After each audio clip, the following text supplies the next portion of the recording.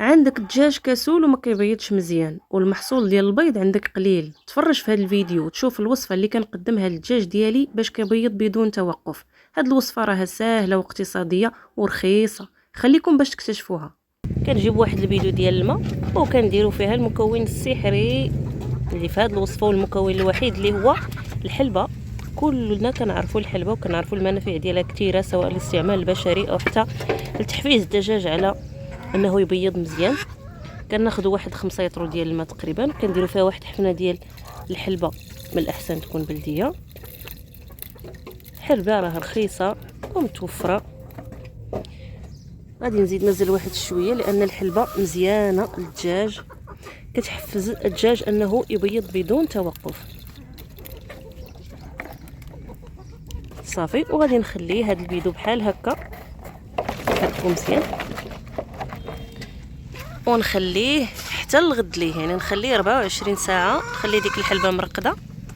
عاد يمكن لي نقدمها للدجاج، ويمكن لكم ديروا هذه العمليه تقريبا كل نهار الا بغيتو، نهاريا نهار لا، مره في السيمانه على حسب. الا كان الدجاج عندكم كسول ما كيبيضش ديروها كل نهار، ولا كان كيبيض مزيان ديروها 2 مرات في السيمانه، راها مزيانه وامنه وصحيه. فكيف ما قلت لكم الحلبه من غير انها مزيانه في تحفيز الدجاج على انه يبيض بدون توقف، هي كذلك مزيانه كتمنح الدجاج التغذيه ديالو المناسبه والمهمه، بحال انه كتزودوا بالنحاس. عارفين ان الحلبه غنيه بالنحاس، كتزودوا الحلبه بالنحاس كتقوي المناعه ديالو، كتفتح الشهيه ديالو على الاكل وكتحميه من الامراض. واضافه للوصفه ديال الحلبه، دابا غادي نقدم لكم وصفه اخرى تبقاو ديروها للدجاج ديالكم لتقويه المناعه ديالو وتزويدو بفيتامين سي وزياده النشاط ديالو. ما يكونش الدجاج كسول وخامل وغير ناعس، باش يكون حركي ويكون نشيط كتاخذوا واحد القطعه ديال الحامض راه كاين في كل دار، وهادشي كامل راه ما كيتقام عليكم بوالو. كتعصروا هذاك الحامض في الاناء اللي كتقدموا فيه الماء الدجاج، الاواني طبيعه الحال ولا الغرفه فاش كديروا للدجاج الماء فاش يشرب ضروري يكونوا دائما مغسولين باش ما ينتقلوش لهم الامراض. وكنضيفوا الماء. هذه راه ممكن ديروها للدجاج كل نهار، راه مزيان ليهم الحامض، كيقوي المناعه ديالهم، كيحميهم من الامراض. الدجاج ديالكم ما تخليوش حتى يمرض عاد باش تداويو فيه. خاص الدجاج دائما الوقايه خير من العلاج، ديما نعطيو الحاجات الطبيعيه اللي غيقويو المناعه ديالو ويحميو لينا من الامراض باش يكون دائما في صحه جيده. اللي تبغيو تقدموا اي دواء اي وصفه طبيعيه للدجاج خصوصا في الماء، اللي الحاجه الوصفات اللي كيداروا في الماء ضروري خاصكم تعطشوا الدجاج من قبل باش يستافد من هذيك الوصفه. يعني ما يكونش عنده الماء النهار كامل، عنده الماء كيشرب، تجيو تعطيوه الوصفه ما يشربش داكشي، هذا غير يتاكسد وغادي غير يتوسخ داك الماء وما غادي يستافد والو. من الاحسن تعطشوه على الاقل واحد 3 ساعات حتى ل 4 السوايع على حسب الجو. الا كان الجو حار جدا ولا الا كان بارد على حسب، راه الدجاج في وقت البرد ما كيشربش مزيان. وعاد تقدموا ليه هذاك المشروب باش يستافد منه الاستفاده القصوى. السلام عليكم. اليوم نهار الموالي من بعد ما رقدت الحلبه، واليوم جيت باش نشوفها، ولكن اول حاجه غادي نقدم للدجاج بقايا الطعام باش ما يبرصنيش وانا كنصايب ليه داك المشروب. بالنسبه للقشور، شوفوا معايا القشور ديال البيض كيفاش تاكلوه. القشور البيض دائما بقاو تعطيوه للدجاج لانه فيه الكالسيوم وعزيز عليهم، وفيه الكالسيوم راه مزيان ليهم صحي. شوفوا معايا راه كياكلوه، سواء القشور ديال البيض البلدي ولا البيض الرومي راه كيعجبهم بزاف ومفيد لهم. دابا شوفوا هذا الماء، شوفوا معايا من بعد ليله كامله ها هي الحلبه راه صافي رطابت ولات الحبه منفوخه. وشوفوا معايا الماء كيفاش ولا اللون ديالو اصفر. دابا نغسل هذا مزيان وننظفو ونقدم لهم يشربوا. غنغسل هذا وهاد الشرابه حتى هي ننظفهم، من بعد نقدم لهم هذا الماء يشربوا. صافي، من بعد ما نظفت هاد الشرابات مزيان دابا نقدم لهم هاد الماء ديال الحلبه. قدموها بالحب ديالها، راه كياكلوا حتى داك الحب ما نضيعوش.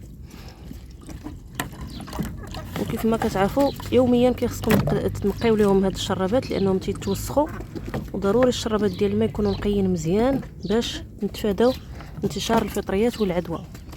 كل نهار تيخصنا ننظفوهم، ومره في السيمانه على الاقل تيخصنا نعقموهم بجافيل.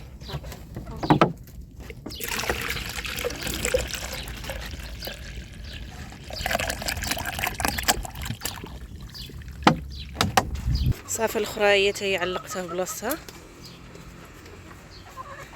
هما بداو كيشربوا عطشانين. انا راه عطشتهم تقريبا من الصباح، النهار كامل. دابا راه العصر، من الصباح ما شربوش، يعني راه اكثر من 5 السوايع وانا معطشاهم حيت الجو ما كانش سخون بزاف. شوفوا كيفاش بداو كيشربوا. غادي يشربوا داك الماء في البلاصه غيكملوه، وغنعطيهم عاوتاني ماء اخر هكا يكونوا استافدوا منه، ما حدو جديد نقي. اما الا كانوا شبعانين ما كيخليوه تما حتى كيتوسخ. صافي كيبدا كل مره يشربوا شويه وكيبقاو يبزقوا فيه ويوسخوه، ما تيبقاش مزيان. شو هاد الجوجات هنايا راقدين، خصنا نحيدهم، خصني نعزلهم بوحدهم ونديرهم في الماء كما شاركت معكم في الفيديو اللي فات.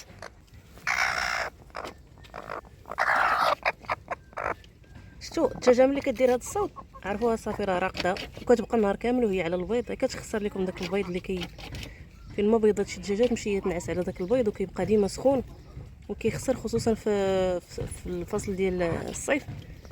ها الاخرى حتى هي راه ها شوف شفت هاد الصوت ما كتبغيش تنوض. انا غنوضهم دابا كاملين وغنعزلهم والو. ها شوف الاخرى هي الاخرى يلاه بانت لي حتى هي فين راقده. حتى هي كدير داك الصوت صافي. يعني هادي ها هادشي كامل غنجمعو، غندير لواحد الحوش اخر ونعزلو. صافي انا عزلتهم هنايا بربعه. شفتوهم كيفاش دايرين. هذه هي الدجاجه دابا راقده مقرقه، ما بقاش كتبيض.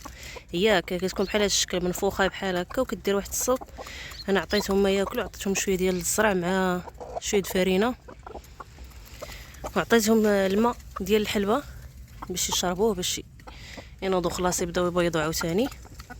غنجيب لهم واحد السطل ديال الماء ونرقدهم في هذاك السطل ديال الماء كيف شاركت معكم في الفيديو اللي فات.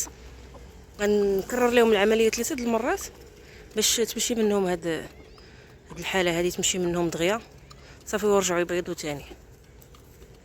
دابا ما نقدرش نديرهم في الماء حيت دابا العشيه غادي يمرضوا. خص ضروري باش ديري لهم ديك الطريقه ديال الماء خاص يكون الحال سخون، تكون الشميشه باش غير تفزكوهم بالماء تلقاوهم تحطوهم في شي بلاصه فيها الشمس باش يتشمشوا وينشفوا دغيا ما يمرضوش. ها هو داكشي اللي شاط ليا من هذاك البيدو، وها هو واحد اخر صايبته ليهم. هذا صايبته غير دابا، وهذا هو اللي شاط ليا من ديال البارح. غنخليه حتى الغدا ونعطيهم ثاني يشربوا منه. داكشي اللي بقى نزيدو من هذا. دابا غنجمع البيض المحصول ديال اليوم. هذا هو المحصول ديال البارح خليته غير هنايا، وهذا المحصول ديال اليوم. بسم الله. دابا غنجمع كلشي وغنديه للدار. ها هو هنايا كاينين جوجات.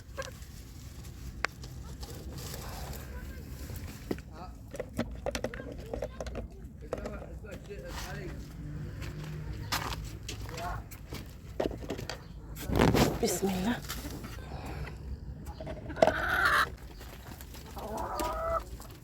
شوف هنا كاينه وحيده. ها هي. بسم الله.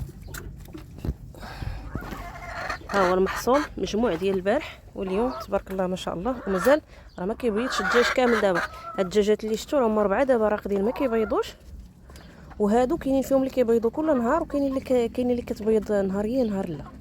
داكشي علاش صايبت لهم هاد الماء ديال الحلبه وقلت نشاركو نيت معكم، حيت اصلا فاش كيبدا يسخن الحال الدجاج ما كيبقاش يبيض مزيان. كيخصنا ضروري نعطوه محفزات باش يبقى يبيض بحال في البرد، كيبيض مزيان كل نهار.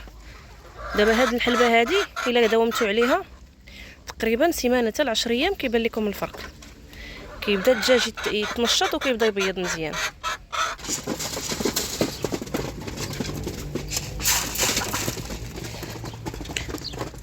ضروري تعطيو للدجاج ديالكم شويه الحبوب مره